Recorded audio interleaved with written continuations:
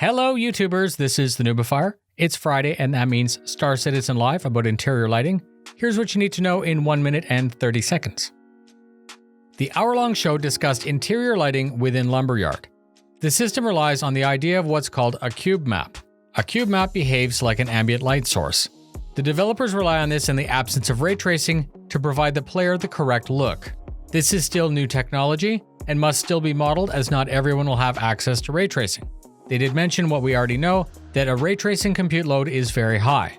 There was a comment that once part of the scene looks good, the lights are added in a deliberate and methodical manner. As layers of lights are added, the scene starts to come to life. Jared mentioned that artists are always aware of the urge to overdo the scene, but remember that costs the player performance.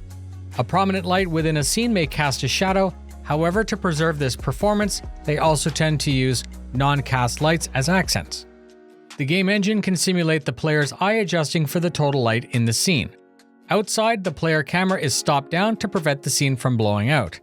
Inside, the player camera opens up to ensure that things can be seen and that they look right.